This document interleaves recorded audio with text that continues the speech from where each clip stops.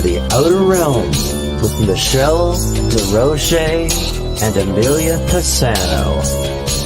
Airing live on the United Public Radio Network, 105.3 FM in New Orleans.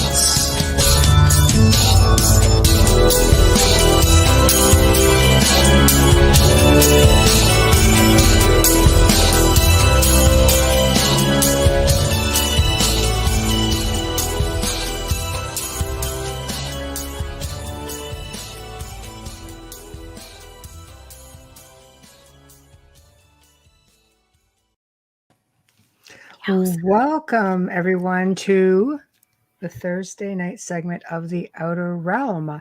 We are broadcasting live via International Public Radio right here on the United Public Radio Network 105.3 FM in New Orleans.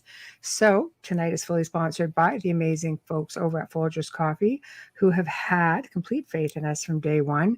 And I have a little treat about that too, just saying. Also, big thank you to Dr. Snick, the sonic surgeon, aka Justin Snicker, who is an award-winning composer of Halloween, horror, sci-fi, dark wave electronic music, and his music can be found on Bandcamp, Spotify, iTunes, Amazon, and most streaming platforms. So we thank you for your generous contribution to our show of your voice and your music. Don't want to not do this because this is very important. We would like to wish everyone a happy Remembrance and Veterans Day. We will never forget, and thank you all to those who have served and continue to serve. Especially a big thank you to Joe for your service. We appreciate it. We love you big time. Now, before we introduce our guest, I have to do this because we kind of had the pulp kicked out of us on yesterday's show with this, and I'm going to just freaking say this Folger stuff right freaking now. Okay? This is for you, freaking Hamilton. We were caught off guard, and I hope you're sending him a clip of this. Oh, yeah. I'm going to send him a link to the archive. So here we go. Fun facts about Folgers, Hamilton. Here they are. Benjamin Franklin was a relation of the Folgers family. His grandfather, Peter Folger, was an ancestor of the founder of Folgers. His grandmother was Mary Folger, one of the older settlers of Nantucket, and also the ancestress of a long line of Folgers and harpooners.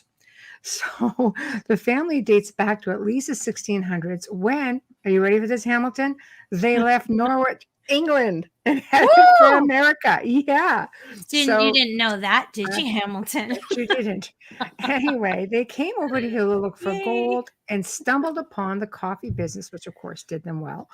In fact, the family was just so well known that they were used, I guess you could say a little tidbit, was used in the book Moby Dick, the Folger clan of Nantucket, and they were renowned for their whaling efforts, hence the reference, a long line of Folgers harpooners. That was in the book.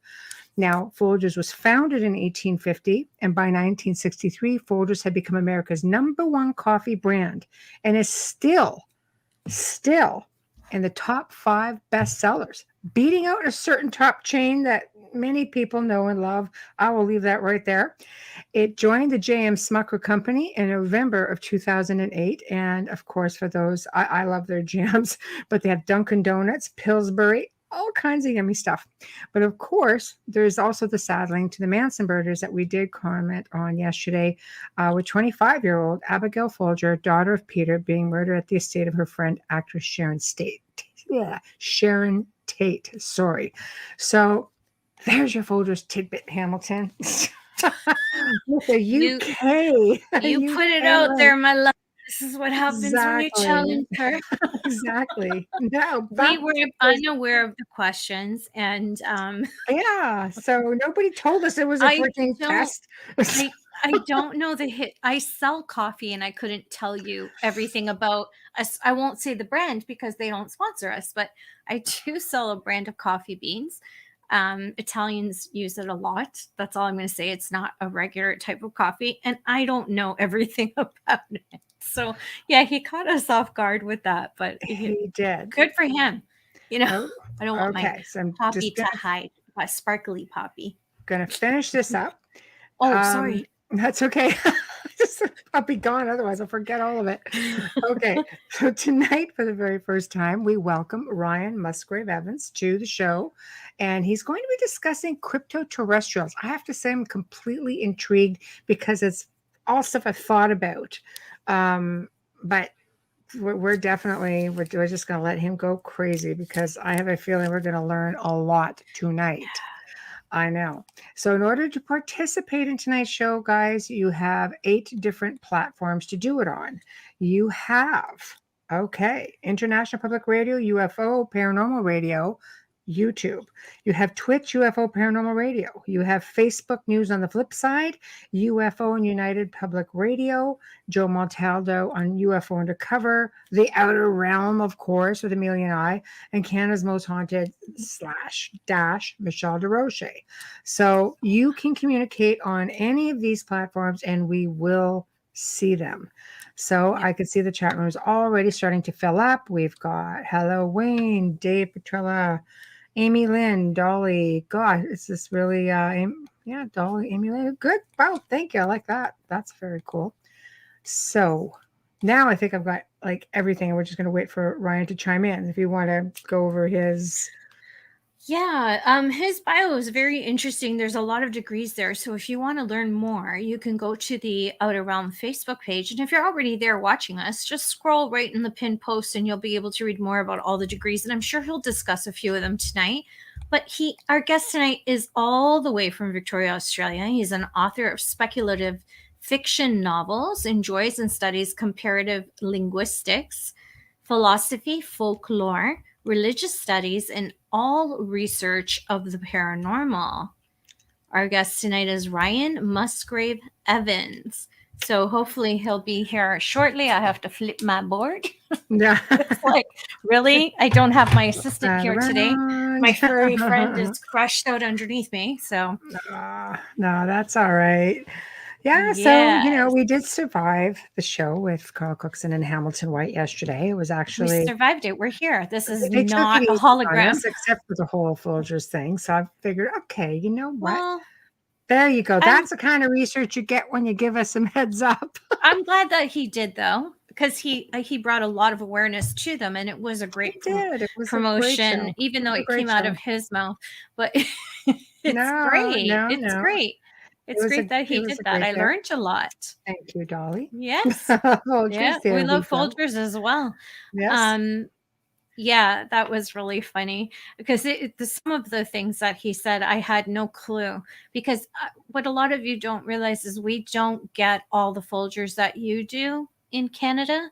I believe there's just the one. So he was talking about decaf and he was talking about all these things. And we're just like, Joe gets all that stuff. I know, we're like, what? We don't get it. But we're very grateful to Folgers for their sponsorship, and we pray to God you're still there. Hi, Jeannie. And hi, Robin. We're so sorry, but it was great that that I'm sure a lot of people that drink Folgers didn't even know a lot of the stuff that Hamilton was telling us yesterday. You know what? Definitely was some things that I did not know. But then again, like, we're up here in Canada, so we're kind of green with it. But I know, but he threw me off because I studied and I didn't click to me as Folger's heiress. It was just not that she was a victim. But it didn't click to me as to her being the heiress of that. I did not know. Right. I knew about the other people, like the homeowners. But anyways, that show's done. Hello. Hi, Ryan. Welcome. Hi, Ryan. How are you? G'day. How you guys going? We're good. How are you? We're doing okay. Thanks for having me. Oh, our pleasure. Our pleasure. I have to say, just reading your bio and, the title of the book, I'm thinking, geez, it's all stuff that I'm sure we've thought about, but it's such I guess, sort of controversial in a way. People can barely get their head around ghosts. Try going outside the norm too much, and I think it gets a little bit confusing. But what I'd like to do is just, I guess, start off with humble beginnings. So basically, what led you down the path to research something like this? Personal experiences, for example, just walk us through. Yeah, cool, for sure. Yeah, well, I am an experiencer of a race of beings. My book, Children of Orion, Finding the Cryptoterrestrials, though, that's primarily an investigation, looking for those beings through cases throughout history, going back to the Celtic fairy faith, saying, looking at the non-human entities described as elves and fairies and alike in those days, and also looking at the modern cases that would fall under UFO, ET kind of narrative and themes. But I've been having experiences all of my life, but I had interpreted them primarily as interactions with some kind of spirits, entities, spirits of the earth, tree spirits, elves, fairies, maybe. Not necessarily fairies or elves in the sense of little women with wings and Santa's helpers at the North Pole, but those They're older usually more ideas of aggressive, fairies. aren't they? Yeah. I don't know. Have you seen Santa's elves? Oh, it can be pretty scary, I suppose, can't they? Yeah. Gnomes. But since just in the past 8 years or so, my own experiences have been really amping up, so that I have been having large-scale contact with beings that are more obviously falling under UFO ET kind of rubric. Now, I am aware now that this is all a continuum of experience. The beings and the experiences I had in the early days are identical for the most part with the more recent ones. But I've been looking at it through the lenses of kind of like a mythology, folklore kind of lens, whereas nowadays I've been having a little bit more look at ufology and understanding that and coming to terms with it. But yeah, most of the book is an investigation into their presence, and I don't go into my own personal experiences until the third part of the book, towards the end. But my experiences when I was a kid, I'd have experiences like waking up in the middle of the night and not being able to wake up my family and seeing beings outside, tall glowing beings leaping into the sky, floating down, dark beings with glowing red eyes and claws that growl, bark, galloping on all fours as well, smaller beings galloping around on all fours. A couple of what you'd say were abduction maybe experiences back then. But nowadays, the experiences are more typically what you would call like alien or ET kinds of experiences. Right. So I follow in the line under the influence of a guy called Mac Tonnies when I use the term cryptoterrestrial. Cryptoterrestrial literally means hidden earthlings. And Mac Tonnies suggested that perhaps these beings that are responsible for elven and fairy lore of old are identical with the ET UFO beings behind that now. And he decided he'd use that term for them, cryptoterrestrials. He decided that the alien narrative, the extraterrestrial story that most people use, the extraterrestrial hypothesis, you could say, that most people go to as the standard sort of dogmatic idea as the explanation behind close encounter events today.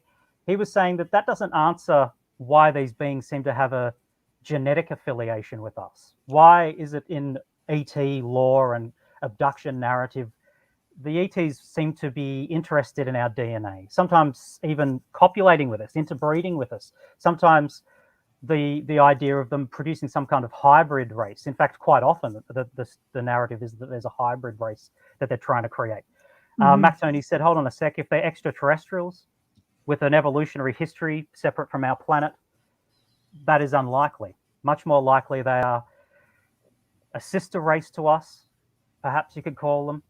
And so I've borrowed his term as well for that, because I think that's the most appropriate term for these non-human entities that are the fairies, the elves, but also what we would normally call the ETs. Wow. No, that it's fascinating. Can you branch that out further? You know, a lot of people, for example, will assume that I mean, like I say, with every piece of folklore, there's always a little bit of a grain of something, you know. For example, vampires. We know that there have been reports of a type of dark gray alien with fangs, with really, I mean, wrinkly skin sort of thing, kind of like a Nosferatu sort of thing, only a darker colors. Um, would you be able to affiliate some of that under that category?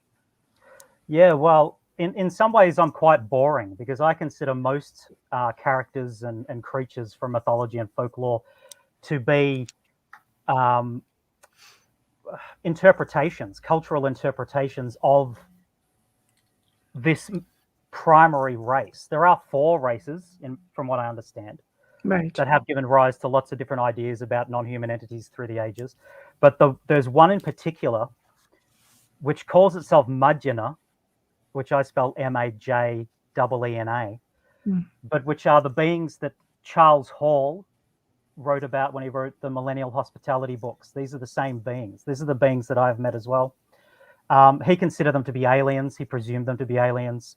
He actually, they were evasive when he'd asked them where they were from. They never actually told him, and it never occurred to him that they might be from the Earth, but originally. But so tall, fair beings, huge blue eyes, emaciated in appearance, that whistle and chirp with barking kind of language as well. That are subterranean dwelling, that wear luminous suits and can glow and float around. This is a description of Charles Hall's Tall Whites, but also Nahuishlan, the Gaelic fairies, fall under that as well. The Gaelic fairies even whistled and chirped, especially Nahuishlan, the tall, fair ones.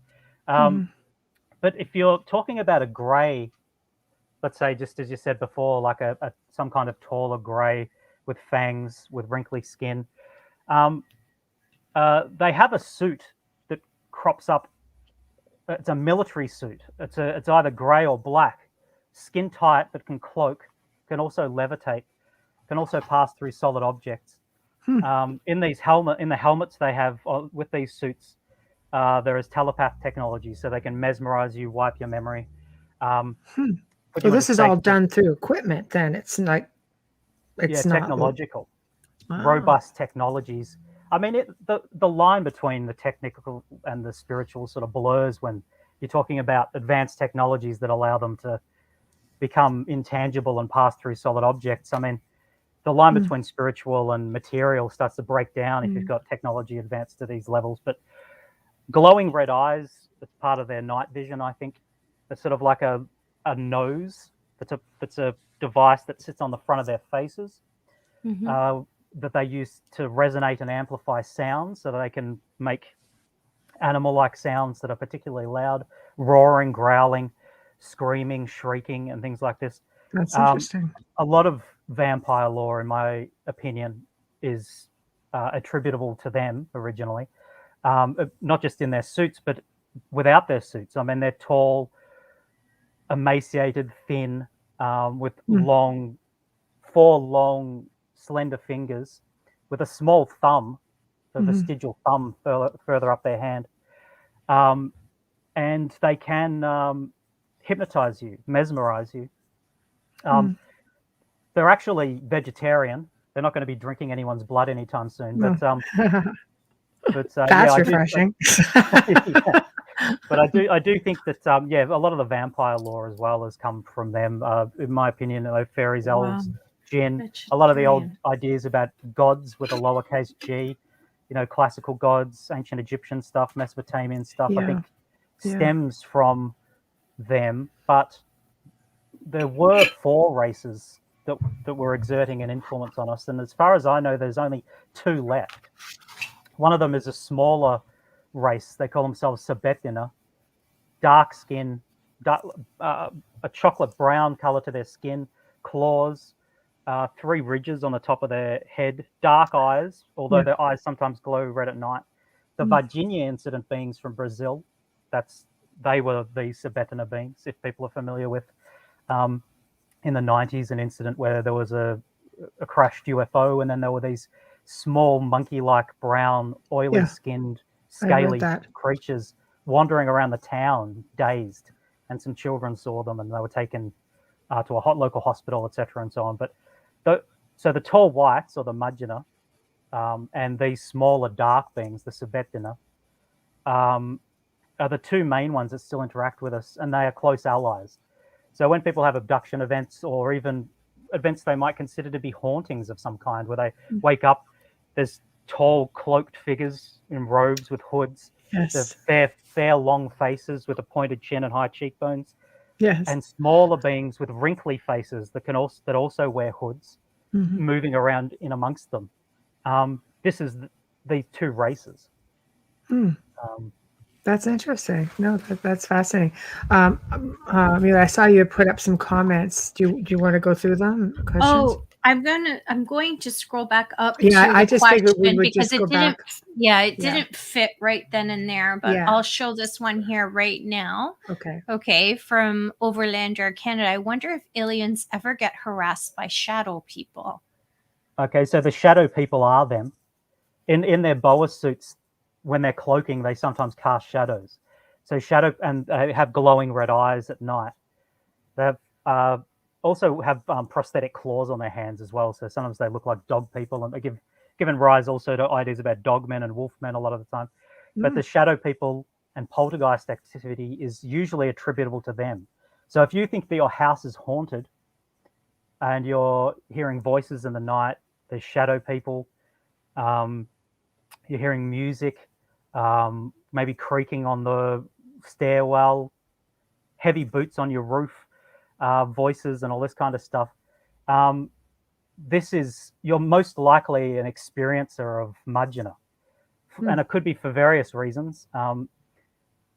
They have breeding programs, which is one thing as well, where they interbreed with us sometimes. If you're in their breeding program that it is voluntary, they would have asked you at some stage if you want to help them augment their failing genomes, because they're quite sickly in some ways. Their bodies take a long time to heal. They're susceptible to a lot of diseases. They consider us to be healthy, archaic stock of humans. They're related to us. I like that. Well, we're Archaic. healthy. Yeah. No. Yeah. Because Considered to archaic them. makes it look so old. During a pandemic, they must be dying off a lot. Oh, right. Yeah. I don't know whether they're susceptible to I that wonder kind of if they're virus or not. sickly. Yeah, I would just wonder, like, we really don't know much sure about about that it, right? Dolly said they do have the same types of DNA with us, with being all living beings express DNA. Yes, but they are close enough related to us to interbreed, as in the case of Peter Khoury in Sydney. Crazy. In 1992, he woke up with a tall white woman there. And then also Antonio Villas Boas in Brazil in 1957. He had a sexual encounter with a Mudgina as well. She wasn't very tall, but tall whites take a long time to grow. She had fine white hair, huge blue eyes, barked and growled. This is tall whites. And they are very closely genetically related to us. They're actually a kind of future human. I don't know if you want to call them a subspecies. It's you want to call them Homo Orionis or Homo sapiens Orionis as a subspecies. But we are healthy, archaic humans to them.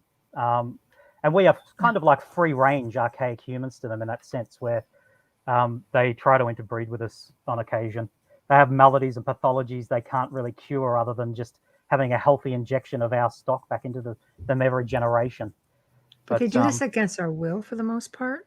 Or no, this particular group, as I was saying, it's voluntary. Now, you might not remember that you volunteered. Now, that's ethically questionable. Did I actually say it? Did you buy me dinner first? That was going to be a question for me because I'm like, who volunteers? Yeah. Did I get dinner first? Tell me I at least got a drink. I don't know. Did you buy me dinner? That's what I mean.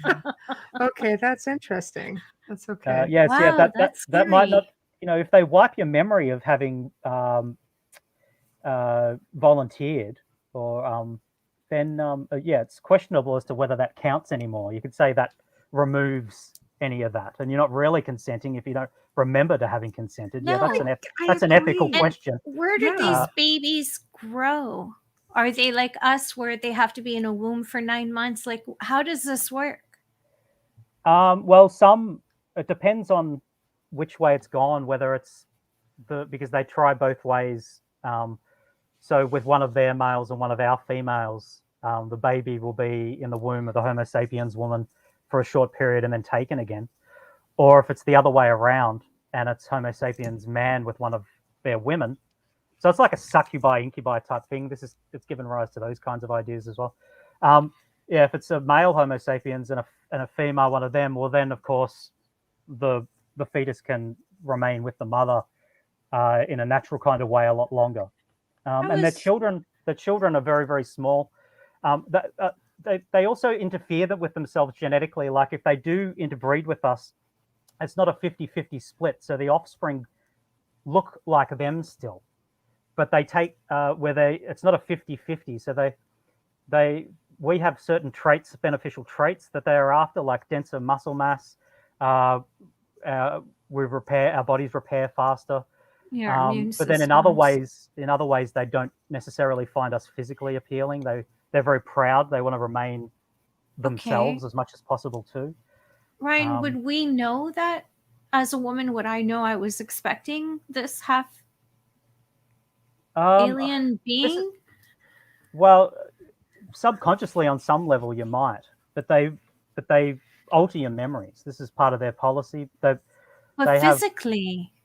Physically, yeah, you might. I think some women do. Like Cahill, I think, did at one stage. She was abducted in Australia, and she was told by a doctor that she'd been pregnant, and she was refusing to believe that. But sometimes some kinds of phantom pregnancies that are sort of just seems to be maybe a woman's body.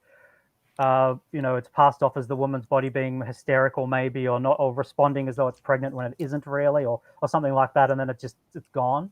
These kinds of things, I think, are a possibility sometimes. Miscarriages, they can just say, "Oh, it was a miscarriage." Yeah, or miscarriages. Yeah. But sometimes babies at full term just disappear within, wake up one day and they're just gone. Oh, really? That's crazy. Yeah, right. Okay, there have been reports of that. Yeah, women being full on pregnant, and she wakes up, and baby's just gone. Right. Yeah. Okay. Yeah. Wow. That would be shocking. Yeah. Well, so right? I don't know much about. I don't know much about. Yeah. I mean, I think it's more frequent for the female Mudgeonor to come to male Homo sapiens, but they do it both ways. They do it both ways, where they need sort of an injection in both ways of our healthy stock. Can you read that underneath you, Ryan? Yeah, I'm a hybrid mother. Yes, Dolly Saffron, I'm hybrid mother. I have three offspring. Oh, okay. Yeah. Dolly's got an amazing story. She's been on the show before with her story. Okay, cool. It's pretty phenomenal. Yeah. Preston has documented a case that's 7 months, and from Canada. So Right, okay. so Wow. yeah, it's an interesting tale for sure. Yeah, I mean, anything that I have read is just, I guess, if the baby or the child looks more human, then they can actually be within the society. But if they look too much like, let's say, a gray, for example, then obviously they wouldn't do well here, for obvious reasons, right? Yeah, that's right. I'd imagine so. But I'm not sure when it comes to the tall whites. I'd be surprised if any children are left with us. Right. That's all their children are raised by them. And as I said, don't look like us at all, or don't look like us very much, because they deliberately select out certain things. They want certain things very much, certain attributes, traits, characteristics genetically that they're focused on, and other ones they don't consider favorable at all. So they're looking for viability, for strength, for immune, not for blue eyes, green eyes, and No, you that's know, plus, right. red hair or blonde hair. They Yeah. communicate telepathically. That's not something that really happens here. Their abilities are different, right? Everything about them is different. Yeah. So I Yeah, don't know. yeah. Physically, they're almost identical to us in a lot of ways, but Yeah. they are. I mean, they look freaky, you know. Really, in the end, and that's the only way to describe it. Especially the older ones, as they get incredibly tall, 7, 8, 9, 10 foot tall, and are so frail that. Well, I think a lot of people that think they've seen mantis beings have seen Mudgeonum medics as well, because a lot of the older tall whites take a role of medic, and then they wear black lenses in their eyes, so their eyes aren't blue anymore. Facial mask, cover over their white hair, coats on, tight white coats. The older ones have their spines start to suffer. They start to twist. They get like hunchbacks, shoulders pushed forward. Their necks start to come sort of straight out from their chest. As they get older as well, their faces get longer and their chins get really pointed and heavy looking in appearance. This is all because of the muscle? Sorry. Just as they're lengthening, they keep stretching and stretching. Okay. So we're talking about mantis? Mantis? No, these are tall whites. Oh, tall whites. But I'm saying that I think I'm lot just of trying people. To keep up. Sorry. I think a lot of people who think they're having contact with mantis beings are seeing elderly tall white medics as well. Right. Right. But because they have these long fingers, and I had one actually feeling around in my mouth, feeling my teeth at one experience. I had tall mantis appearance, sort of, but really it's an elderly tall white. And they do the medical investigations and medical procedures and things like that. So why? In your opinion, why? I mean, you know, because everybody, of course, everybody you ask about aliens, they'll say, "No, I don't want to be probed." Nobody gets that there's a whole other thing with it. Some people believe that they're there potentially to heal you as well. You know, there's a lot of amazing stories about that. Whereas others think that they're just there to, you know, to cause. Well, obviously, it's just scientific experiment. I mean, we do it to animals all the time. In your opinion, what is there a balance, or why do you think they have to do this besides genetics and hybridization? I think they keep tabs on our population. They follow particular individuals. Yeah, it's comparable to what we would be doing with animals. I think that is a fair comparison. Checking teeth, checking this, that. I mean, like the whole idea of being probed, temperature, or something like that. Well, or testing fecal matter. It's really about. I'm presuming it's probably got something to do with testing, you know, flora. You know, like biotics in your system to test your. Because you can tell a lot about a person's health and their diet by a bit of fecal matter. It'll tell you, and how healthy their flora is in that sense. Tells you a lot about an individual, and that's probably what they're doing in that case, I'd imagine. Couldn't they just steal the medical files in the hospitals on the ask what I ate? I'll tell you. Floor? Like, just steal their files. They're testing them every single day. Yeah, but our medical professionals are incompetent.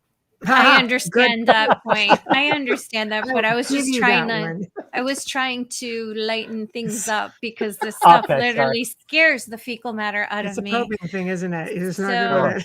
I'm just trying to figure out, like, I get you have to, you know, do certain things, but to find things out and do all kinds of different testing, and probing is such a strong word for a strong thing that they're doing, but could they not maybe, I don't know, anesthetize us when they're doing it so it's not as bad? That's all I'm saying. There's so much fear with it. There has to be a better, whatever we do with animals, we try to be as humane as possible. I expect the same from them. Yeah, I think, you know. Yeah, I agree. I'm not sure. I think they don't normally make mistakes. They do sometimes, perhaps. But if people are remembering things like that, and it's a real, actual experience and not a dream or anything like that, it could be a mistake where they forgot to remove a person's memory or didn't do it properly. The procedure was a bit wrong, or they didn't anesthetize them properly, or whatever. Or maybe sometimes deliberately they allow people to remember certain things. I have no idea why they deliberately allow you to remember that, but they do allow people to remember experiences sometimes. I think if they have an idea of that person maybe releasing information at a later stage, because they're always thinking a few steps ahead. Okay. They have technology that allows them to view potential realities into the future, so that they can Yeah. pilot reality where they want it to go. Okay, we talk about them as if they send everyone back, but what happens to the oopsies? Like, what happens to the, oh, this one didn't make it, and or shoot, this one's allergic to something and we couldn't, and he died? Then what happens? Nobody ever talks about that. And I'm always been curious, like, one being who has many drug allergies and can die from any one of them. I wonder, wow, if they took me up, would they know about my allergies? Would they be able to stop that? Would they be able to change that? Or would I end up dead and just be listed on a milk carton? Medications, though. You know what I mean? No. But what I'm saying is, how many mistakes are we not being told about? How many missing people stay missing because there's been some oopsies up there and foo-foos up there, and they don't come back? You know. Yeah, I don't know about that. I'd be surprised. Nobody ever talks about that. With their advancement, I'd be surprised if they didn't know everything about you before they even decided to take you. But I suppose accidents could conceivably even happen for them, because they're so sophisticated. They can scan you. They'll know if you're allergic to things. Yeah, I'd like to see some evidence on that. How would you see evidence where you are in complete freaking denial that you are I've never been abducted. I'm just saying, I would like to hear some people come back. You hear people say, I was probed, or I had this done, or I don't have recollection. I want someone to come back and tell me they killed me by accident, but they sent me back and I'm healthier. I would love to hear that, because you hear so many stories of healing. So why wouldn't they be able to, like, cure me of all my drug allergies, or they probably could cure my daughter of her kidney disease? We got to take this up with them when you're on the ship. Unless Enzo Ferrari painted it himself, I am not getting on that thing. I don't know. I'm an experienced. I'm so afraid. Contactee. Yeah. I'm fully, like, totally okay with it. Yeah. She, on the other hand, will not. And she is, as you are. See, they don't kill you. That's right, Dolly. Also an experiencer contactee. Yeah. We don't really know that. We don't really know that. I have to be the devil's advocate here. We don't know if they've had accidents and have killed people. They could have dropped them through the beam lights, and somehow you're over the Mississippi River and you lived in New York. Oops. Sorry, I'm not making jokes. I'm not making jokes. This is coming from a crime thought process. I know. What if, like, you're hearing all the jolly good stories, but what about the ones that didn't come back? Is abducting you, and one of their it could be that the government's doing that as well. There's another, another one. And what about all the stories that you hear about people being found months later and their dressed clothes are backwards? They just pop up out of another field and they didn't age at all. Well, those are people going through portals, right? Yeah, and this all ties back to the fairy stuff as well. The old fairy lore talks a lot about people being abducted, just as people are abducted nowadays by the supposed aliens, because they're aggressive and missing fairies. Time. Right? Yeah, well, they can be. Yeah, but it depends on your motivations. Whether they've decided you're a good egg or a bad egg, or whether you have aggressive and malicious intent in the first place when you're in an area that they're inhabiting.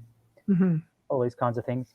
Some of the missing 411 cases are attributable to, especially in regards to hunters. Mm-hmm. Hunters going missing. I think that the tall whites, the mudgeon, are responsible for some of them, because they can react in a very aggressive way if they think their children are under threat. If someone's firing at them thinking they're an animal or something, then they'll take that person out. Mm-hmm. That makes total sense, though. It's understandable. They're protecting their own. I get that. Why are they always the abductions? You always hear about them at night. Is it something to do with the light? I think most people are out of action at that time, aren't they? I suppose it's just easier to be covert in general. Mm-hmm. Most people are sleeping, and it's dark, so it's very difficult to see what's going on. Especially, and some people do go missing during the day, or say that they have experiences during the day as well, especially if they're out in the wilderness, where this kind of thing is not probably going to be seen by other people anyway. That makes more sense, kind of like Bigfoot, right? You're out in the middle of nowhere. Yeah, because or Mothman, it's often at night. I don't see Mothman. You don't hear about them during the day. Would he be something that you would consider a CT? Yeah, well, in my opinion, Mothman is simply their military suit. These things that I call Boas suits. This is on audio at the moment, isn't it? So if I hold up a picture, no, we're video, and audio. Yeah, they can see it. Yeah, very clear. Yeah. So that's the front cover of my book.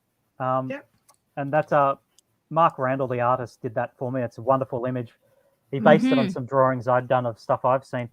But when they're cloaking, or when they're levitating, actually, they sort of blur out a bit. It can sort of look like they've got wings.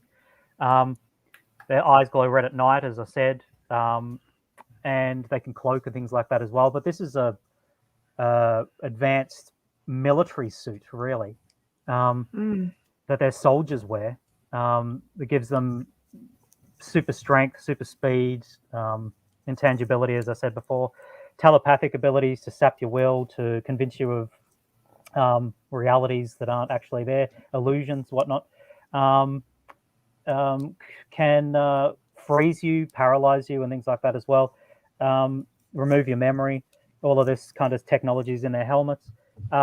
In my opinion, Mothman, or most of the Mothman sightings, are sightings of tall whites I call them Boas suits because of Antonio Villas Boas in Brazil, and how he's one of the earliest witnesses to report these fair, barking, growling CTs wearing these dark suits. Since then, lots of other people have seen them. Cahill, ChristopherBledsoe Sr. himself, and his son ChristopherBledsoe Jr. Saw these cloaking, glowing, red-eyed suits. Chris Bledsoe's also seen them, and done a drawing of them, looking like they sort of have wings. And the beings that Chris Bledsoe is interacting with are the same beings again. That's what Mothman is. I'm quite certain of it. Wow. Or at least most of the time. Maybe there are examples of something else that's looking similar, but I think most of the time it's attributable to them. Mm-hmm. They can present themselves in so many different ways. Sometimes people might consider them to be a demon, growling, barking, long claws, glowing red eyes, moving about the house, walking through walls. Mm-hmm. And then they can present themselves in very different ways, of course, so that they're wearing their luminous suits, glowing, white hair, beautiful blue eyes, luminous, floating past, and then you might say they're an angel. One minute they're a demon, the next minute they're an angel, but it just depends on what gear, what technology they're wearing at the time. Mm-hmm. So do you think most paranormal experiences that people are having that are considered, let's say, otherworldly, such as angels and demons, you think that is strictly ET? See, so many people are on the fence. You have those people of faith who are like, no, this is what it is. It can't be this. And then even though the Bible talks about extraterrestrial experiences, just saying. All those emails are on their way. other show, other show, and it's gonna be hate mail. Sorry, but it's a fact. So, and then you have the people who are the other way, who there are no such things as angels or demons, and even ghosts are considered to be dimensional bleed through. There you go, Joe. Let's say it for you again as our producer. So, what are your thoughts on that? Yeah, well, like I said earlier, I'm pretty boring because I attribute almost everything to these guys. I think Right. most ghosts, most ghostly encounters, most hauntings are CTs. Most demon or angel sightings are CTs. Now, whether or not there are other beings out there that people are seeing sometimes that are similar or can pass as that kind of appearance, that's another thing. But I'd say, if not all, then most paranormal characters, beings from mythology and folklore, are them. I believe These that. four. Pardon? Yeah. I believe no, I completely believe that, because you're getting sightings that are going back thousands of years, Yeah. and with that being said, with every little tidbit of myth, folklore, there is a degree of truth. That story came from somewhere. So I mean, they're mentioning it here in chat. Dolly said some ETs are just like raw, like dogs. Yeah, I agree with YJ, that would be Anubis. Anubis would look more like the dog, right? Ra is the bird. Yeah, the falcon. So yeah, Anubis is a jackal, correctly.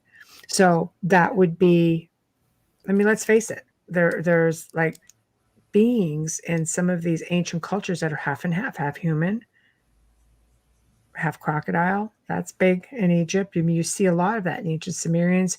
You do see a lot of that. Even the Anunnaki had wings, right? Which sounds a little bit, our overlords or our creators, extraterrestrials. I mean, there's so much. How can you deny it all? It's all there in writing. Yeah, I agree, and I think that's the substratum that links it all. The ETs or CTs or Mm, whatever you want to call them, but yeah, yeah. that they've given rise to most of this, if not all of it, then at least most Hmm. of the. And our religious and spiritual systems are based a lot on direct empirical evidence of interacting with these guys Right. throughout the millennia, and seeing them, and then cultural interpretations. People sort of wander off and start adding to the story, making bits and pieces up to make it to rationalize it to themselves in some way, and that can sort of slowly drift away from the original truth of the matter, which was perhaps in some people's estimation a boring, mundane kind of truth. That Hmm. a lot of these spiritual entities are flesh and blood beings with advanced nuts and bolts technologies that have reached such a peak of sophistication that they appear as magic, or really, like I said before, the terms start to fall to pieces, and Mm. these kinds of dichotomies between material and spiritual and things sort of fall away. Because if you can walk through walls and phase yourself out, phase your atomic structure out so that it can pass through other objects, if you can levitate, if you can travel through portals, Yeah, I mean, that sounds very spiritual, doesn't it? I mean, it but does. if they're basing it, if the seat of this power is residing in what was principally a material um, technology, it's open to how you want to define your terms, I suppose, is what I'm saying. It all sort of falls away in the end and all becomes one, I suppose. Mm. But I sort of prefer to see them as being flesh and blood, with nuts and bolts technologies, that are incredibly impressive, but still nonetheless based in some kind of material reality. Because when you look at it that way, they're easier to find. You don't cloud your mind over with if you start to get too metaphysical or esoteric, you start to say things to yourself like, maybe they change and it depends on what we think of them as to what they really like. And maybe once you work it out, they change themselves. And it's what I've tried to do is see them as being things in themselves that are separate and distinct to anything we believe about them. Mm-hmm. Once you start to see them like that, then you can find them, because then they're just other people. It's a similar. I use sometimes this analogy, which is maybe not a very positive analogy because it's not very kind to the CTs themselves. But it's kind of like, let's say, FBI profilers seeking a serial killer. You, first of all, have to have a very material, practical state of mind to be able to seek them, look for the evidence, look for patterns, look for behavioural traits. If you, at any stage, start to wonder whether maybe it's not one guy, or every time, or it keeps changing, if you have some kind of more sort of like a woo-woo interpretation of serial killers and hunting them and catching them, you'll never catch them. FBI profilers can't afford to think like that. They have to bring it down to the concrete and then seek a person and look for them and find them. And so in my book, that's what I've tried to do, where I'm seeking these beings that I already know, but I'm trying to demonstrate to other people that if you build a cryptoterrestrial profile, just as a detective would build a profile of characteristics and traits, appearance, behavior, technology, habitation, language, and seek them through cases, you can find them. And each case will serve to inform the list or the profile more and more. You can then use the profile to find more cases that'll reinform it again until the CT profile ends up being really extensive and gives you a very clear picture of these beings, who they are, what they are, their histories, why they're here, their relationship to us, which is rooted in a kind of physical reality. They're here, and you can touch them. Well, they're not Bigfoot. Would you Yeah. consider Bigfoot? Yeah. So yeah, because some people have been able to touch them. There's all kinds of experiences with that. Did you do that? Did you do that? No, it must be you. Wow, that's yeah. So it's so sensitive. No, I know. I just rolled over it. Yeah. No, this is a comment. Is Linda Moulton Howe? She's an amazing researcher, of course, right? Everybody would know her, and has reported on winged humans for years, which is interesting. So go check out her website for anybody who's interested in that, for sure. Yeah, I mean, Bigfoot is one of those that we seem to be able to, that you can just touch them. I mean, really, they seem to appear in physical sense. People find hairs, they see footprints. You don't seem to find that with some of the others on an average. They seem more elusive. I don't know about Bigfoot and whether or not Bigfoot exists, and there's a lot of evidence to suggest that it does. I do know, and this is where I get myself into trouble with people that are interested in Sasquatch. I do know that the Sierra Sounds are definitely tall whites, not Sasquatch. The Sierra Sounds that were recorded in the early 70s by Al Berry and Ron Moorhead, where they heard animal-like sounds and also speech that sounded what was described as sounding like samurai chatter. So it kind of sounds like Japanese being spoken in a sort of like an aggressive, deep kind of way, like a samurai or an anime character or something like that. This is definitely tall white language. A guy, which I've heard myself, but also a guy who he wasn't really abducted. He was invited on board a saucer in Spain, the Sidhe abduction, it's called, in Spain in 1978. He was hunting with his dog and he was invited on board a saucer by tall, fair beings with long faces, with big chins, that barked and growled and whistled to each other, but also spoke in what he said sounded like a cross between German for its guttural features and Chinese because it was monosyllabic. And he said it sounded like cries like of the martial arts of the Orient, is the way he phrased it. And then that's interesting. What a research, the guy who was the primary researcher in that case played him some, Homo sapiens languages, world languages, just to see, which one he thought maybe it sounded the closest to. He ended up settling on Korean. And Korean and Japanese have a similar sound to each other.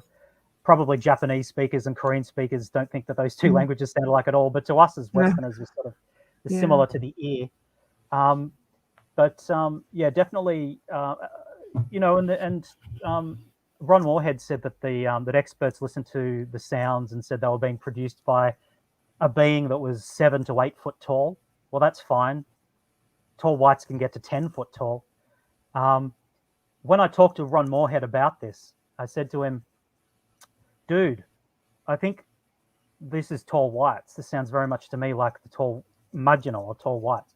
And he said, well, he doesn't know what was doing it in the end because they couldn't see them. They could only hear them. In the morning, they were there on numerous occasions, but he said that they'd find big footprints. So he said whatever was making it had big feet, but other than that, he has no idea what made the sounds. So he said, well, you never know. He's not sure. But he did say to me as well that he experienced, and he's on record saying this, he experienced high-level technology as well, something that you wouldn't normally attribute to Bigfoot. Humming sounds coming from inside the earth, and orbs and UFOs. What looked like, he described it as the blade of a lightsaber without a handle, like just a rod of light floating across the ground. And now a humming sound is frequently reported for underground, I call them habitations, but facilities or dwellings of tall whites. You get this at Skinwalker Ranch, which Skinwalker Ranch is definitely on top of a tall white habitation as well. You get these kinds of things heard in a few different Australian cases. I heard it in the haunted forest of Romania. The whole time in the background, it was like a loud. I called it more droning, but it could be a humming, like a constant. And then we found out it was under a no-fly zone after that. So there was all kinds of UFO sightings and everything. So it makes me wonder now if the theory that there's a base in the mountain might like that town in the U.S. where they all think they're going nuts because that's all they can hear. Is that humming sound? I have to get the name for you because it slipped my mind what it was called. Maybe Zachman can get that one. That town in the States, the city where there is such at least a Ling even did a whole series on this on her show, and people would just hear this humming, and it's constant. It never goes away, and it drove some of them crazy. Used to it though, living there but not visiting. Well, I spent several hours in the forest. After a while, it's like it's there, but it's you just sort of get used to it. You become so accustomed to it. But it's also known as Romania's Bermuda Triangle. People have gone missing there, and a couple have times. One specific little girl 5 years later reappeared. All not right. So there's obviously something to it. Is it a portal making that noise, or is it? That's what they don't know. This place here, not everyone hears it. Not the whole town. Just crazy. Certain people hear it. We all heard it. Yeah. At this place. Just certain people hear it, and it's been going on for years. I wish I could remember. I have to look that up because there was a whole movie on it and so many documentaries. It was crazy. So Skinwalker Ranch, then. I mean, obviously, there's a mix of everything there. What do you think that they're dealing with?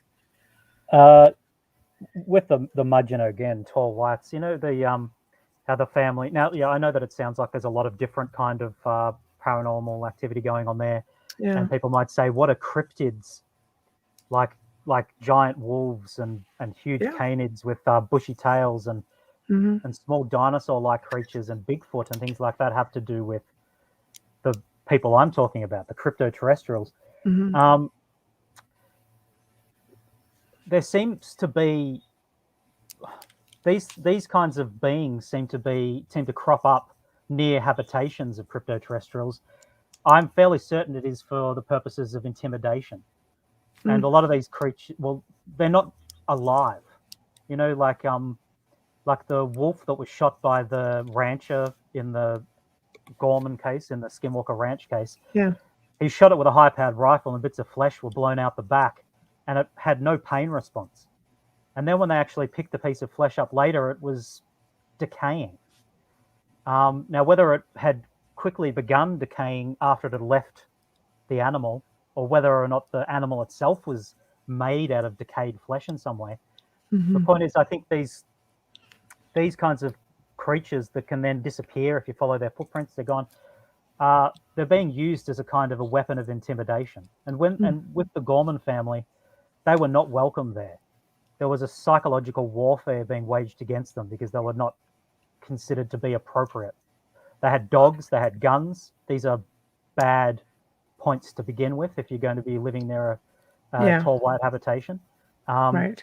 Now, there was large dark craft, smaller craft that the Gorman family called RVs, like recreational vehicles. Right. That could levitate and float over hedges, that were piloted by very tall men with huge feet that left giant footprints in tight, dark clothing. Now, Charles Hall, in his Millennial Hospitality books, Charles Hall was a weather observer in the United States Air Force, stationed at Nellis in the 60s. He had interaction with the Tall Whites, and they flew what he called RV craft. Nowadays, people would probably more likely to be calling them Tic Tacs because of all of the Tic Tac stuff in the media of late.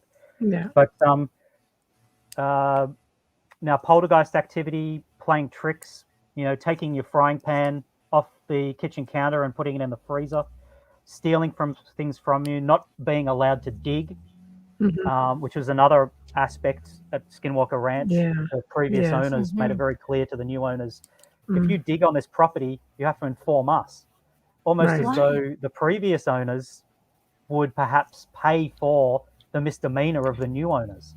Right. So they can be very vindictive, these beings as well. They don't like you taking anything as well. So if you are there in a forest where you feel an uneasy presence, if they can project fear into your mind to repel you from a place. If you take something and aren't respectful as well and asking if it's allowed, they'll follow you back to your house and maybe make your life a bit uncomfortable for a few weeks, depending on the level of the misdemeanor. They'll haunt you, they'll move your stuff around, they'll play tricks on you. George Knapp and Colm Kelleher have just written a new book as well called Skinwalkers at the Pentagon.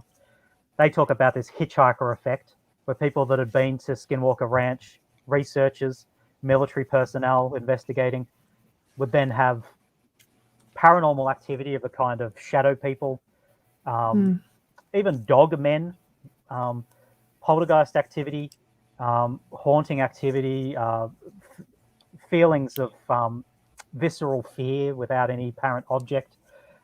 They were followed back to their homes, and then it would spread, to other people they knew. As the Tall Whites are investigating each person in turn, almost like an intelligence agency. When an intelligence agency has a person of interest, they'll investigate that person, and then they'll check out their friends and associates on social media, launch investigations into them, so on and so forth, where the Tall Whites behave in a similar way. And it depends in the end on whether or not they decide that your motivations are benign towards them. Like a lot of this stuff, investigation into Skinwalker Ranch has been funded by the Department of Defense. And so some of these people have questionable motivations for being there in the first place, where they have, they're entertaining ideas of maybe whatever they discover out of this paranormal stuff could be weaponized perhaps, or used in some kind of negative way. Those kinds of people are not going to be encouraged to ever come back, Well, I mean, it's definitely questionable with respects to all of. I mean, there's bases under there, they figure, but you look at all military and government experiments that were going on. Let's face it, they don't want that. They don't want you coming in and infringing on their space. They just don't want that. Period. But they seem to be anything that I've heard about the Tall Whites. they can be like pretty gentle also, like very, like they'll assist you. They'll, they're compared to some of the other ones. For example, what about reptilians? Yes, here again, I am boring. I don't Right. actually believe that reptilians exist. I think What? reptilians are misinterpreted again, either seeing Boas Suit Okay. or the other three races, not the tall whites, but the other three races. All three of them have scaly skin and claws, but they're kinds of future humans, so they're mammals. They're not reptiles. One in particular that's brown and has scaly skin, large dark claws, and ridges on its head. Yes. You'd be forgiven for thinking that it was a reptile, but it's not. It's another kind of future human, although it doesn't look hugely like us. It kind of looks like a reptile monkey or something like that. So, Yeah, did you say a future human? yeah, they're all future humans, kind of. Right. Well, So it depends on what you mean by time travel. What's mixing the DNA? Like what? Partly natural evolution and partly genetic engineering. Right. Trying to acclimatize themselves to new environments, messing with their own DNA, changing it. And, a genome is a systemic thing. It's a holistic system. If you start making alterations here and there, you might think you're very clever and that you've narrowed down exactly the changes you wish to see, but then unforeseen circumstances and symptoms, side effects will start happening and alter you in other ways. In the case of the tall whites, trying to lengthen their lifespans has had a serious effect on their healing abilities and their physical strength and things like that as a sort of like a side effect they didn't expect or want. And also growing to huge heights, which is like a side effect of them lengthening their lifespan so much. It also meant they go through different windows of growth. Like their genome has become confused and started doing all kinds of things they didn't foresee. So again, I get myself into a lot of trouble. I basically, pretty much in the world of paranormal research, I offend everyone in some way. Yeah, Because no, everybody should be entitled to their own opinion. Yeah. You have to be, your own opinion, and you have to be open-minded to other people's research and what they have to say. But We're learning so much.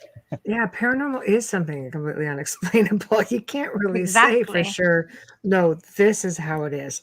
No, it's not. Yeah, You but don't know that. you could I have know. I've 20 been doing it for people 20 years. you could have 20 people witnessing the same accident and have 20 different accounts of it. It's the same thing with this. Everybody's experience is different, and you don't know how. When people are in a traumatic situation, and I would believe that an abduction could be just a tad traumatizing at first, they may react and relate to it differently and see it differently and remember it differently than someone else. So it's fair. I'm so open-minded. I want to learn as much as I can from everyone that I can that we have on. I never say, oh, hell to the no. Actually, when we were talking about the humming and everything, do you know that they actually now have a map of the United States with all the locations where that humming is being heard? Oh, wow. They never used to. You need to Google humming in the US and it'll come up. The image will come up from one side to the other, and mostly the East Coast, where it's unexplained. Yeah, cool. Yeah, I'll do that after and this. England as well. England as well just reported Ipswich. I'm like, wow, look at this, how much we're learning tonight. My God. Oh, okay. You cool. Opened a door for me that I just want to jump through and learn more about.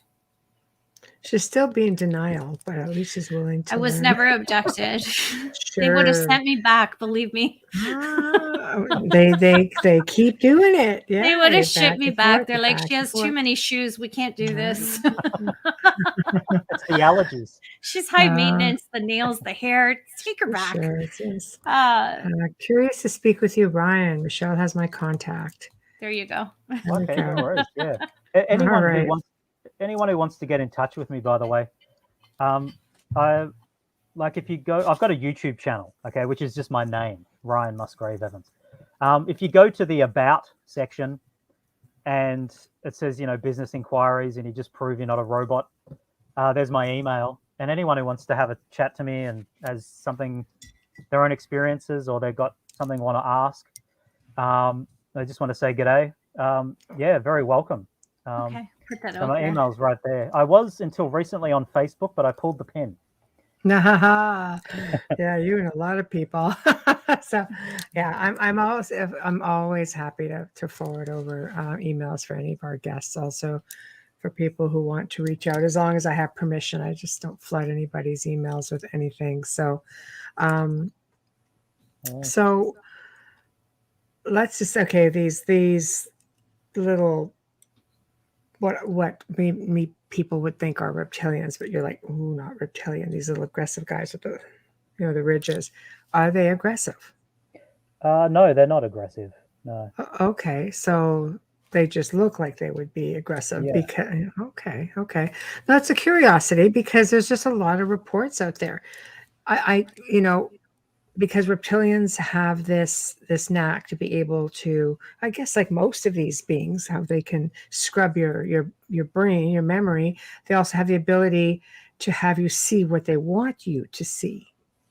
Yes, They're for not sure. really shape shifting, but maybe they're just giving you the illusion that there's something else, and that's not the case with these guys. These guys are fully on as you describe them. Well, yeah, I think that those ones, the Sabetina, the little brown ones that are sort of reptilian looking, they're not aggressive. Right. I suppose if they were attacked, they probably would and could be. Right. The tall whites themselves can be very aggressive if attacked. They have their own military, highly stratified, structured, efficient military, and can respond in a very aggressive way if they think they need to. Mm-hmm. And yeah, they use what in older times would have been called glamoury, Right. Which I suppose nowadays people talk about screen memories or Yes. just or No, I completely understand. Yes.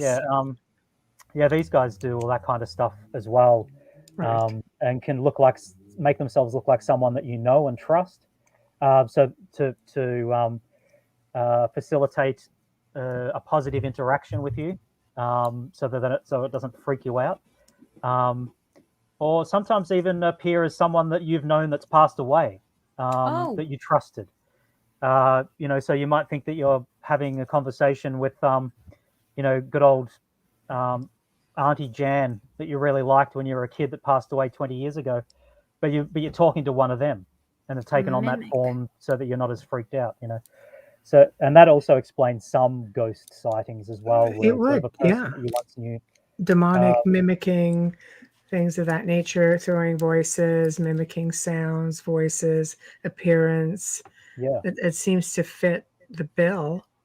Very accomplished at mimicking people's voices as well. That's right. Yeah.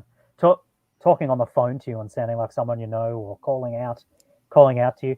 And like you were saying before, Michelle, they can be kind. Well, as well, the tall whites. Well, yeah, sometimes they guide people out of tricky situations lost in forests and things by calling out to them and sending them towards roadways or whatever, pretending to look or sound like someone they know, and you follow them and then they're gone and that person wasn't really there and it was really one of them. In particular with children, I think they take pity on our children that are lost in the forest as well. Yeah, because there are many reports, children being found completely safe and where they should have frozen to death, and yet they haven't. They're just, that's right.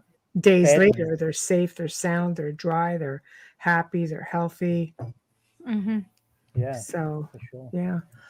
We're doing a station ID. Go ahead. I thought it's a perfect time. We have just a step. There's a few comments that I would love to bring up from chat as well right after this.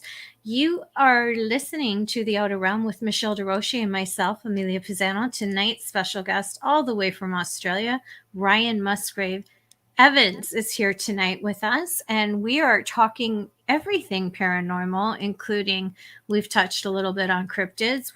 We're calling them cryptoterrestrials. Cryptoterrestrials. Thank you. And not enough coffee. Just saying. And right now we are broadcasting live from the beautiful city of New Orleans, right there on 105.3 FM. We are United Public Radio, and we are streaming on United Public Radio, as well as International Public Radio on YouTube, as well as there's got to be 8 different Facebook pages that you can find us on as well. And if you missed it and you're just tuning in now, take a wee step away from your phone or your computer, wait a half an hour, and you'll be able to catch us from the beginning on archive on SoundCloud, or come back to our Facebook page and just hit play.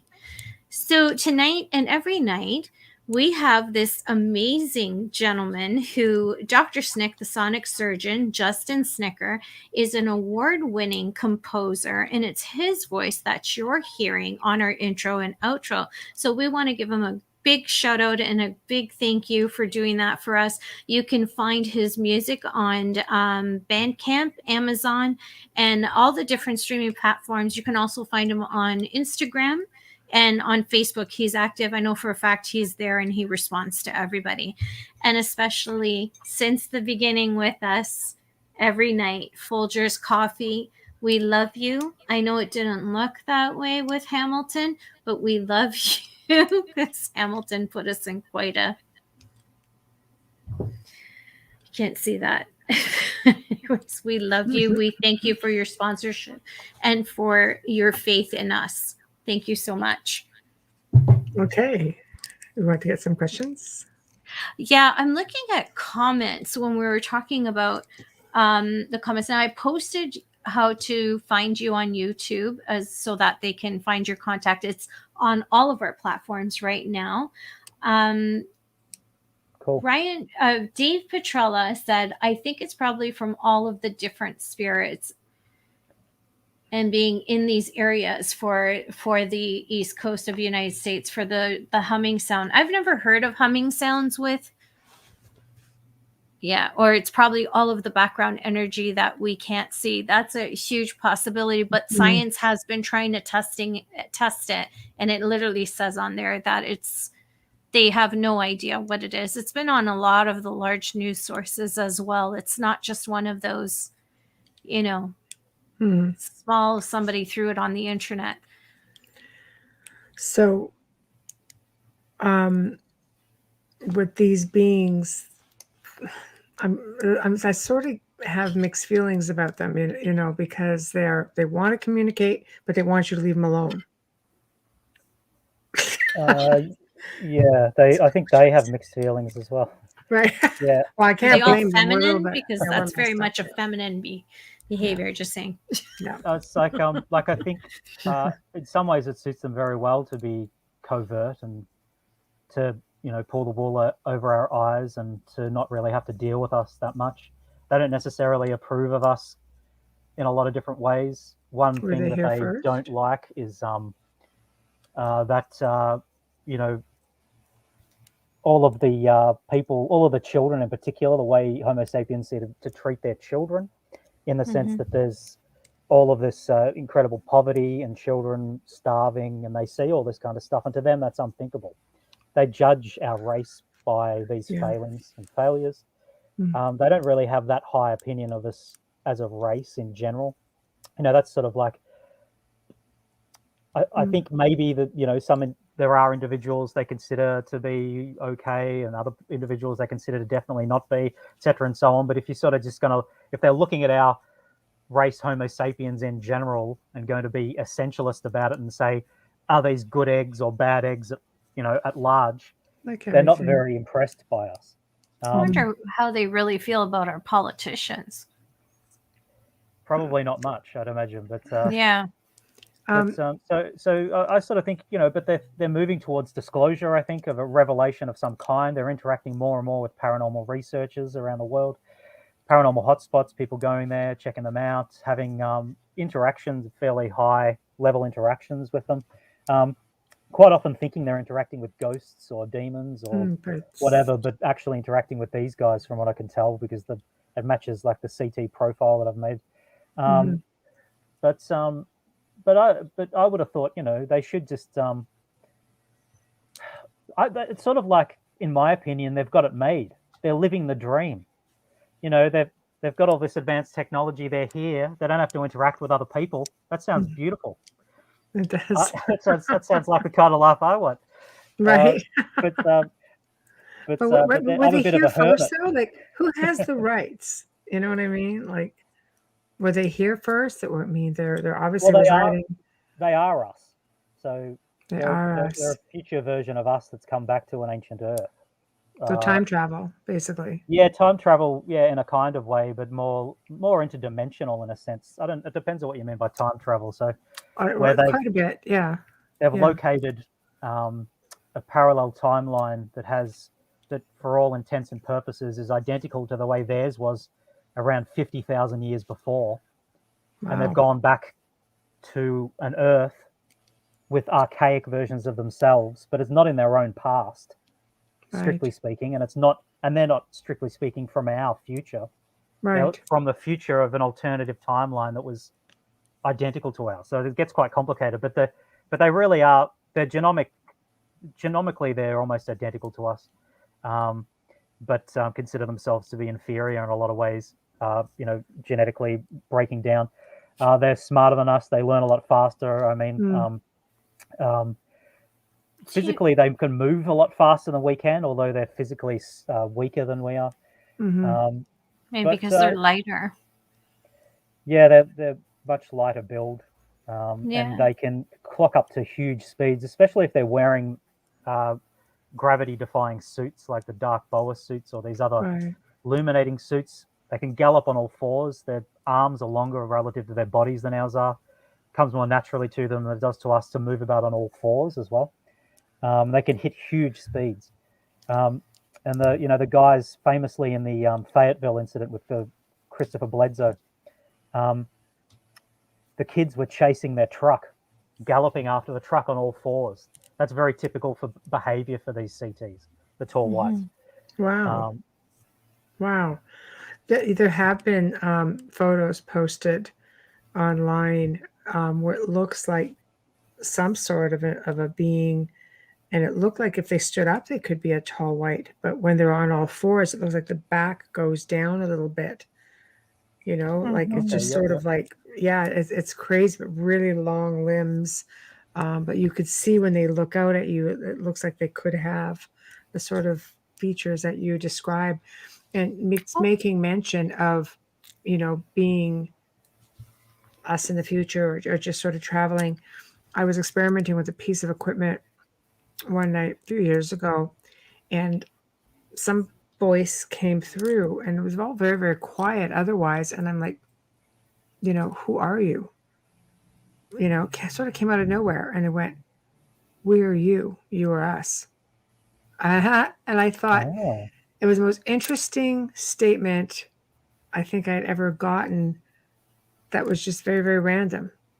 I said, "So you're me as in future." And they just said again, "We are you. You are us." And that was all. That was all that came out of that. It's like, do you think they're here to save us from ourselves? Well, yeah. Well, they are, but I mean, you could look at it as being kind of selfish because they don't want us to destroy the biosphere. We're currently, we're pretty thick. We've got all this advanced technology and sophistication, but we don't really have the maturity to be dealing with it. We make a lot of mistakes. We're destroying the environment. And this is their home too again now. So we're destroying their environment. Well, there's only a certain amount of that they're going to tolerate. So they've been trying to allow us to do our own thing. But I think the honeymoon's over, so to speak. They're going to take charge again if they have to. Because, and I mean, the average person might not even know that it had happened. But what you'd start to see is a dramatic abandonment of fossil fuels and things like that. Suddenly an intense interest even by people that maybe didn't see the world in that way before, political groups, big business that didn't see the world in that way and wanted to maintain fossil fuel industries, etc., and so on, suddenly having a change of heart and everyone being on the same page and moving towards sustainable, renewable energy systems. And that would be the indicator that they are probably behind the curtain, starting to exert a real influence and force on the people that run the world. Because in the end, there's no saying no to them. I mean, they're so much further advanced to us. We're a Yeah, joke. right. None of our technologies that are the most advanced we could possibly think of, even stuff we think that we're back engineering, trying to base on stuff, is still nothing like they have and are capable of doing. Their population's much less than ours relatively, but that doesn't really mean anything at all.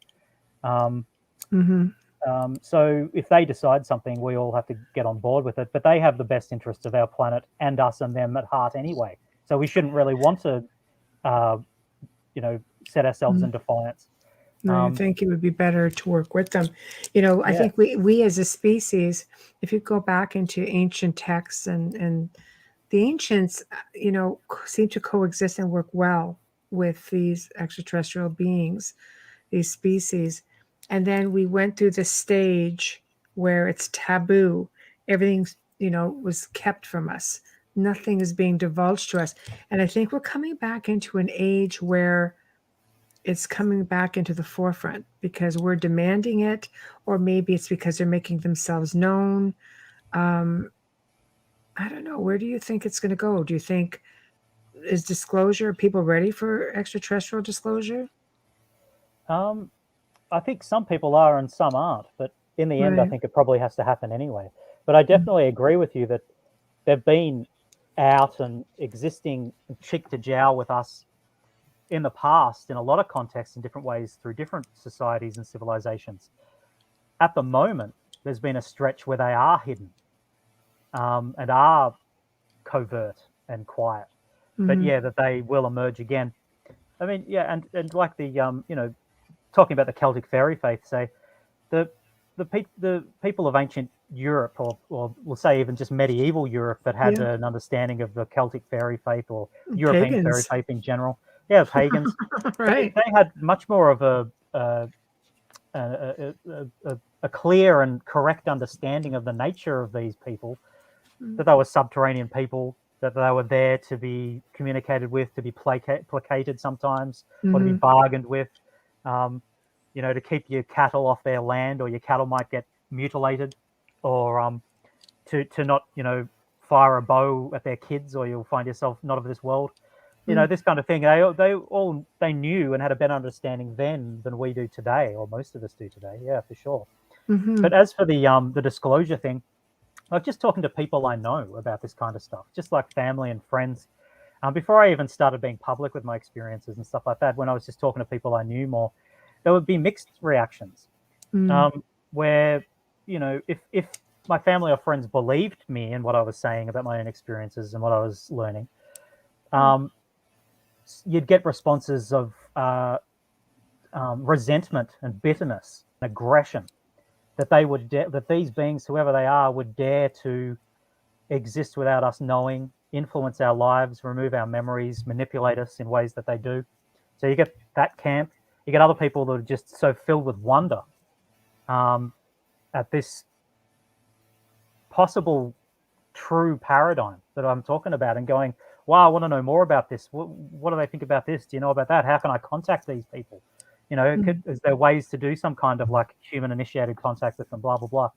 And then you get everything in between. I think so. That's just, and some people as well. Now this as well is controversial to say, but I'm going to say it. Nah, do it. I think in a lot of, it's just us. Yeah, it's just us.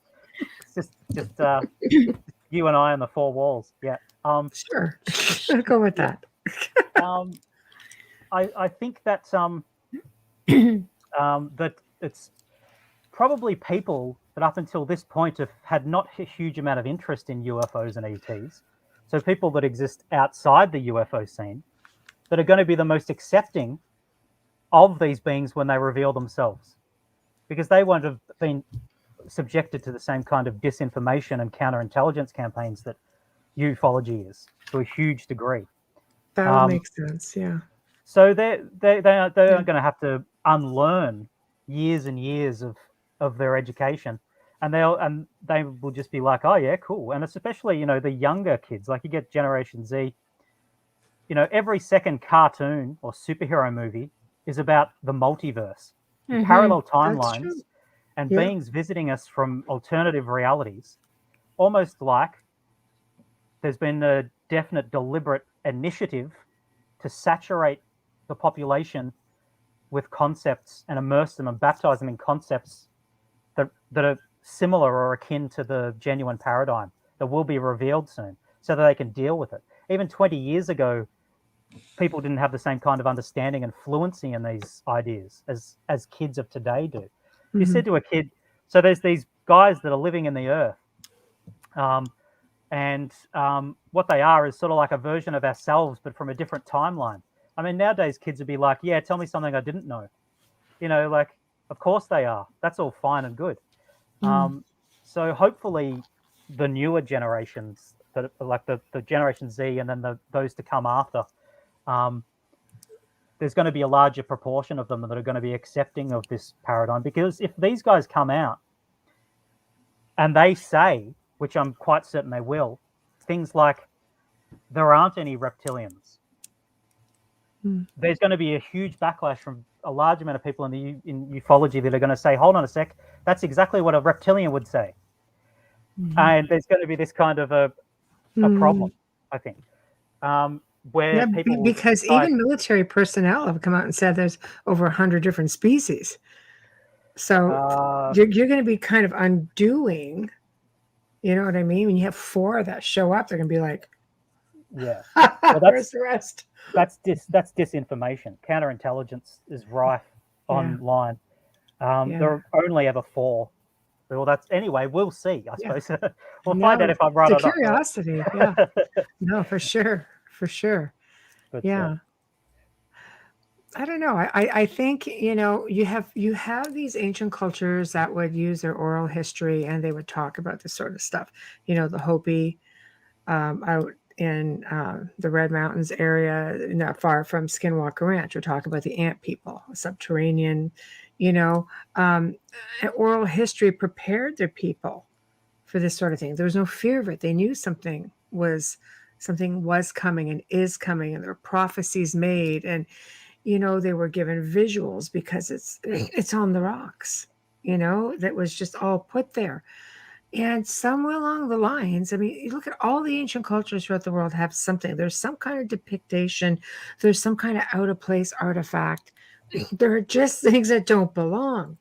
Then you have the people who we become so conditioned to saying, no, this isn't a thing. You're being brainwashed. This is all you should believe. I don't know. Do you think that most people can break away from that? Because let's just say this planet went to hell in a handbag, and the only people that could come down and get you out of it are these 4, let's say, races, as you say. Would you get on the ship? If it's, you see everything going, would you get on the ship? I'd get on the ship, but how many people would say, no, we're going to take our chances here? Because we don't know where we're going, yet they're already here. Yeah, that's right, yeah. It depends on what kind of background, belief system they come from, I suppose. If they've been told that, non-human entities are most likely going to be evil in some way, then they're not going to be very trusting. Whereas if they're from some kind of culture where they're more accepting of the idea that there's other beings out there that aren't necessarily evil, then they've already been primed to be more accepting of them. I think people are generally I think it's a good thing as well. Some people might see it as a bad thing. People are, in a way, being reprogrammed through, the media and film and all that kind of stuff, and the narratives, to be more accepting of them when they come. I know that there's been sort of attempts, perhaps you'd say, there's been periods where there's been lots of movies coming out in tandem that have been like, horrors about aliens invading and they're evil and they're attacking us, and Independence Day kinds of movies. But I think now, just more recently, in the past 10, 15 years, there's been a little bit of a change for that, particularly with children's shows. But anyway, I suppose we'll see in the end. It's the next generation. There's going to be a variety, a huge, different kinds of reactions from different kinds of people, I think. Yeah, I think when you go back, I've done a lot of research, and you're looking at people. I'll go back to pagans and even pre-pagans, where there were races of elves, and other beings much like them who were wise, and they would give information. They would be looked at as the healers and the teachers. And then you had, as this went on and they started being phased out, because you had religion that came in and sort of pushed them aside and started saying to people, no, you can't trust these people. They're different. You can't trust these people. They became conditioned, pretty early on, and then you just saw less and less of them. Did they go underground? Did they go home? Did they, because like I say, if this planet ever went to hell in a handbag and they're already here, I think we're already in trouble. Nobody's getting out alive, So hopefully it all comes good. Hopefully we work out the clean technologies and we slowly set everything back to the way it was a while back. Because I think it's in the interest of us and these guys as well that we return the Earth to a state sort of pre-industrial, I agree. and perhaps even earlier. I mean, like in the way of the biosphere and the ecosystems and whatnot. I mean, like pre that kind of pollution began with the industrial era and then sped right up into the modern age. To set the clock back a bit. Otherwise, we're all in trouble. Them and us. A big undertaking. Yeah, it's a big job, I suppose. Yeah, that would be. We all better get on the same boat, I suppose. Be all doing it together. Isn't it a ways off though? Some research say like we're not even talking about our lifetime or our next 10 generations before this happens. Disclosure or not the disclosure, sorry, that everything's going to go down really bad and we're going to need their assistance. We're going to need to leave with them, and they're saying nothing's going to happen for a long time. I'm just saying some have said this. Okay.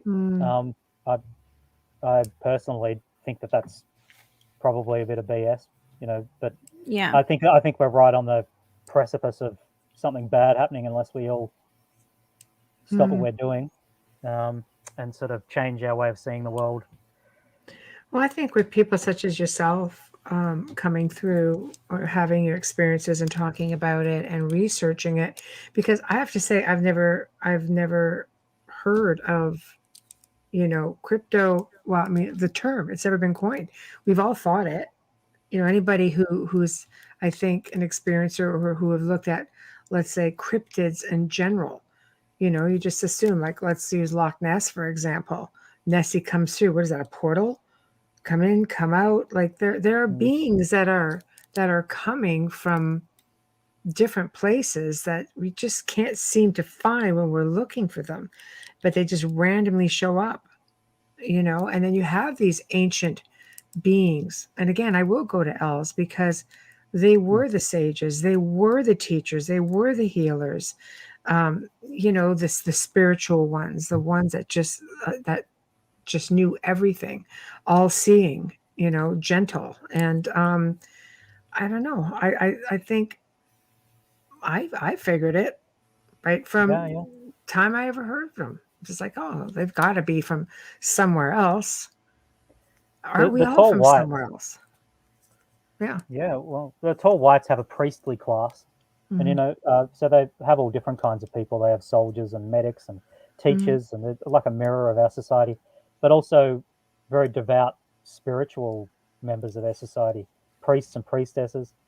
They believe in a kind of mystical spiritual system that's kind of like an idea that people talk about this a lot nowadays, but the idea that there is only one person in one place at one time. We're all basically the one sleeping being, the universe is all one sentient mass. They mystically try to join and unify with the universe through prayer and meditation and things like that. In the same way that some Christian, Judaic, Islamic, Hindu, Buddhist sects have been doing Yes. for centuries and centuries, mystical spiritualism, joining with the divine. So they do have a very spiritual side to them as well, but just like us, they have the whole spectrum where they have compassionate individuals and cruel individuals, and Well, some of their soldiers, no, balance for sure. I think in every culture. Bubbles, do you want to get that question? I can't see the last Oh. 3 words. Okay, Ryan, what do you think about the Sorry. stone chambers in the northeastern USA? They look like they're related to Celt or pre-Celt architecture. Oh, okay. Dave, is it? Yeah, I'm not sure which ones you mean, so I probably haven't read about that yet. I have read something about evidence for Celts in Canada and the US pre-Viking before, but I'm not very familiar with the actual caves that you're talking about or structures that you're talking about at the moment. I'll have to look into that. That sounds interesting. Dolly wants to know, are you talking cryptobiological human types? Yeah, well, they're crypto in that they're hidden. Hidden from us. You know how the elves used to be called sometimes the Huldefolk, the hidden people, the hidden folk. It's the same kind of idea that they're societal beings that are on the fringes of our world that are usually hidden from us, but they are they're future human lineage beings. Sometimes they're described as, or post-humans, an evolutionary track that we haven't gone down yet, and will never go down. Presumably, they're from an alternative future in a way. Wow, yeah. That's too bad. I could really dig that. It's because it's the amount of the knowledge, the spirituality, they're just an evolved being, even way back then, compared to what we are now. Okay, I'm going to say, am I saying this right? Jungi, or is it Gungi Womp? I can't even say. America's Stonehenge, if you want to read about it. There's also a lot in New York's Hudson Valley. Oh, yeah, Hudson Valley is freaking crazy. Activity. I think Hudson Valley is one of those. There's everything in Hudson Valley. Yes. Yeah. Cool. So I've written them down. Thanks, man. Oh, you want that back up? Do you want me there? That's okay. I've got it. Yeah, you cheers. got it? Okay. Okay. I'll check that out. All right. I'm Cool. like, I can't even freaking pronounce that. Just write it down, sound it. Yeah. Sound it out. Now, I'm sure there are places all over the world, that you can delve into. I think at one time, there's no boundaries. They were everywhere. Oh, here you go. Send me a message if you want a conversation about it after your research. Okay, no worries. Thank you, Dave. No, he's not on social media, Dave. Oh, yeah, I'm not on social media, though, yeah. No. No. But no, again, fascinating stuff. So this is the part of the show, of course, as we're nearing the end, where you promote your book, tell everybody how to find you, tell everybody what you got coming up. Are you writing another book? So go from there. Cool. Yeah. So my book, Children of Orion, Finding the Cryptoterrestrials, is published through Flying Disc Press, and it's available on Amazon as a paperback, hardback, and an ebook. Like I said before, I'm on YouTube. My YouTube channel is just my name, Ryan Musgrave Evans. I'm not on social media anymore. I was on Facebook up until like a couple of weeks ago. Not anymore. So if people want to have a chat to me about anything, so Dave, if you're listening, if you want to send me an email or something, mate, you go into the About section on YouTube and go down to business inquiries, click on that, prove you're not a robot. There's my email. And I'd love to hear from people if they have had their own experiences or if they've got questions for me or anything like that. And I am currently writing another one. There's a lot of stuff I left out of this first one. That's, I've got, it's going to be a fair bit to do. It's going to be a larger book than this, I think. Oh, you'll have to come back. Two. Might end up being 2 books. We'll see. But so that's in the pipeline at the moment, but I'm not sure when that would be out by. Because even if I finish it early next year, my publisher his dance card might be filled for the rest of the year in regards to books. So it might not be till 2023, or I'm not sure, but it's all on the go anyway. I'll put in a word for you. Because I'm really looking forward to seeing what you're going to come up with next, and would love to have you back on to discuss, when you've got your book out and all the other little tidbits that you're going to put in there. It's been fascinating, really fascinating. Honestly, like I said, I have not heard this terminology, but it just seems to make so much sense. So to me, it's like really anxious to hear what you're going to come out with next. Connect more dots. Thanks for having me. No, our pleasure. Thank you for coming on. Thanks for being with us. Exactly. Yeah. So thank you. I will be in touch. And I'm not sure if you're familiar with StreamYard, but the only way you can get out is if you click the red X where it says leave studio. I have people who sit there afterwards and go, how do I get out of here? So now I try to let them go. I try to tell you oh, there it is. I thought for a second I would be trapped here forever because I couldn't find the button. But everybody says that. At the end, we're all sitting there going, oh, it shows done. I'm like, oh, sorry. Yeah. That is okay, that. Thanks so much. So, thank you. Have a good night or a good day. Sorry. Yes. Yeah. It's 3 p.m. here. Yeah. Oh, it's nice. 11 p.m. here. Yeah. Yeah. All right. Thanks, Ryan. Bye. So we have come to the end of another fantastic segment here on the Outer Realm. Holy cow, that was educational. So thank you, everyone, for tuning in. Thanks to everybody who was in chat tonight. You guys are awesome. Thank you to Ryan Musgrave Evans, our producer, Joe Montaldo, because I know he's behind the scenes listening. Huge thank you to Folgers Coffee. And, of course, another huge thank you to Dr. Snick, a.k.a. Justin Snicker. So please remember to stop on by YouTube, any of our network YouTube channels, UFO Paranormal Radio, UFO Gods and Extraterrestrials, it's a tongue twister, International Public Radio, and please subscribe. If you'd like to drop us a line, head on over to theouterrealmcontact@gmail.com. Again, catch us at theouterrealmcontact@gmail.com. Next week, Wednesday, we welcome Dr. Irene Scott to the show. She's going to be discussing, let me see if I get this right, the Pascagoula abduction incident and her new book, Beyond Pascagoula, the rest of the amazing story. This is a really big abduction case. I'm sure anybody who's interested in UFOs will completely know about it. It was fairly famous for its time.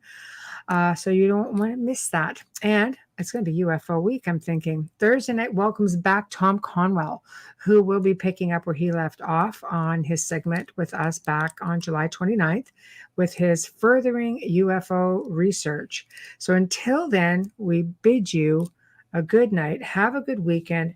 But don't forget to come and see Joe and I on the Gray Zone Uncensored this coming Saturday, 6 to 8 p.m. Eastern, 5 to 7 p.m. Central.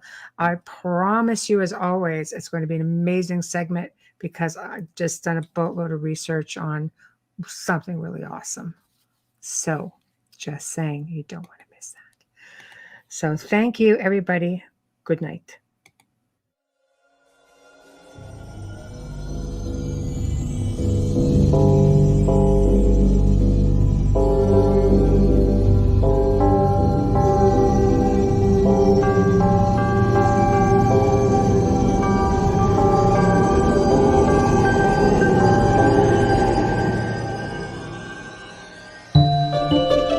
You have been listening to The Outer Realm with Michelle DeRoche and Amelia Pisano. Airing live every Wednesday and Thursday evening, 9 to 11 p.m. Eastern, 8 to 10 p.m. Central, on the United Public Radio Network, 105.3 FM in New Orleans.